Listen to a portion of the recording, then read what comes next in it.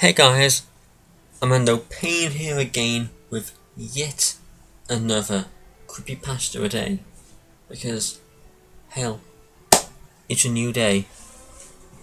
So why don't we just relax a bit and start talking about, well, you.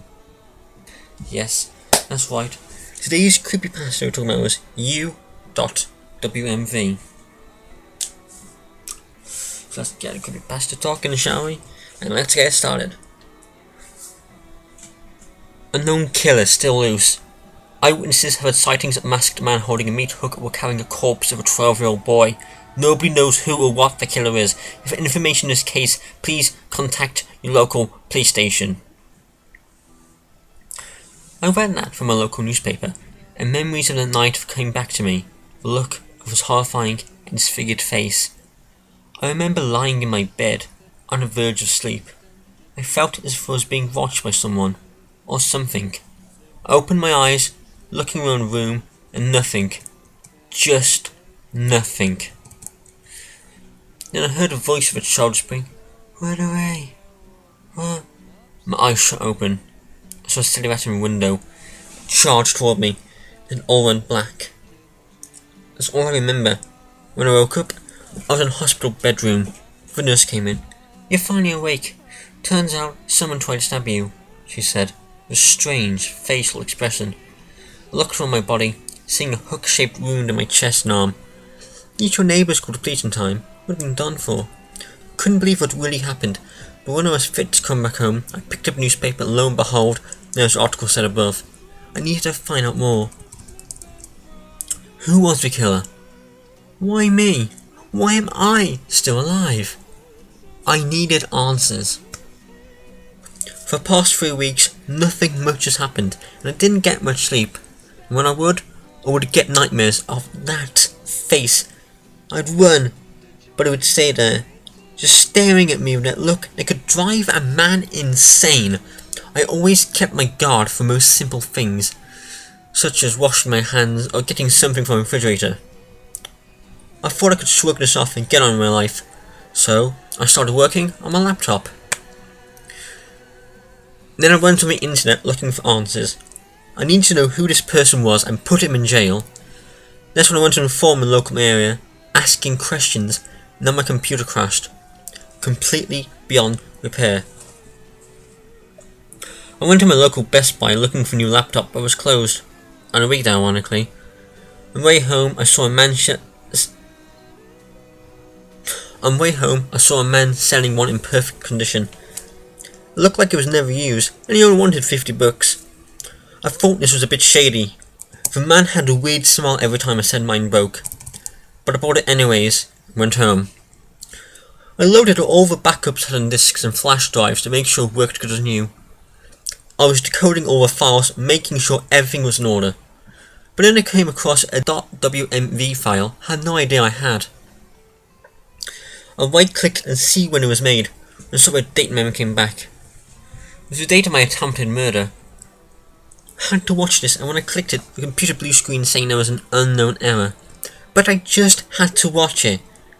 I found the flash drive file was on, and went to the old computer in the back room. This time it came up, just a plain black screen with static, and this went on for a good 5 minutes. When I fast forwarded through the content, there was nothing but a black screen. When the last second of a video played, I saw a brief flash. I rewound video and saw the most graphic, disgusting picture I'd ever seen. It was a picture of a mutilated child. I nearly vomited my roast beef sandwich I had earlier. I wished I had never seen the picture, but at this point, I only know this killer is a child murderer. When the video was completely over, I heard glass shatter from upstairs. I ran upstairs, not knowing where it came from, and when I went into my bedroom, I saw a flash drive on the floor. And there was a note too, and I went along with it. Here's your answer. Driver stained with blood. A paper labeling with driver symbol text. You. If these were all answers I needed, I could have this maniac put to justice. I went into the computer room and popped the drive in. The only contained file I saw was u.wmv. Holding back my fear of the inevitable, I clicked on my file. I sat back and got prepared for what's to come. The video came on, never static, and the usual shimmers you see in old TV. There's no signal. Finally, content came about. I saw a chair. Just a chair in a room with a white wall in the background. Someone came and shot. It's about time. My eyes widened. It was the killer. He had a ski mask on, and you could hear the constant whining of a child in the background. He grabbed the young one and bound him to a chair, like how an executioner would to a prisoner who's being executed on the electric chair. I think I knew where this was going. The child looked as if he was 12 years old. He looked confused and he was bawling, "Why?" The man came back in the shop holding a bottle with yummy juice on it. He poured some of the liquid on the ground, sizzled and burned holes into the floor. It was sulfuric acid.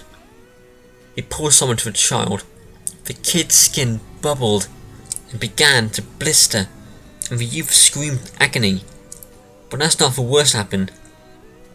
He shoved the bottle into the mouth of the kid.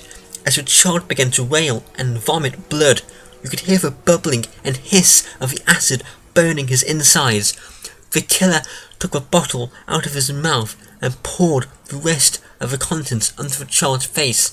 The skin began to melt off, showing how the mouth of the child completely burned to a bubbly, blistered, vomit-inducing, fleshy mound. Thankfully, the bottle was finally empty. You could tell the killer was sadistically ecstatic with joy, seeing how much pain he gave the child.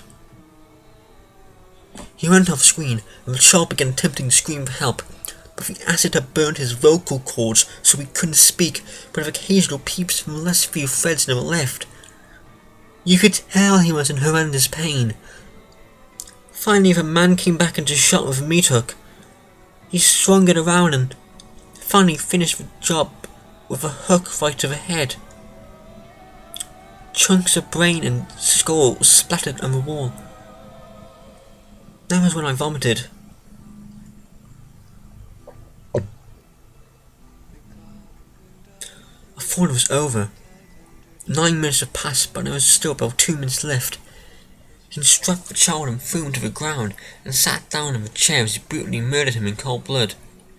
He sat there for 30 seconds when he finally took his mask off, showing his disfigured face that brought me many nightmares. He then began to speak with a menacing death growl.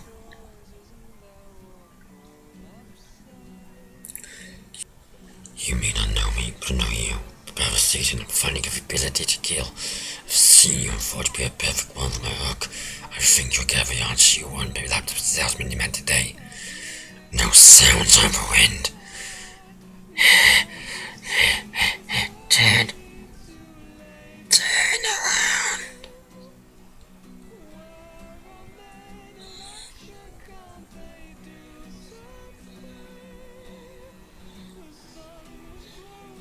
The print screen went blue and crashed. It was reflected on the screen, seeing a dark figure. I turned around, saw him just chuckling and swinging on his bloody meat hook. He said to me, "This'll be fun. I'll make this long and painful."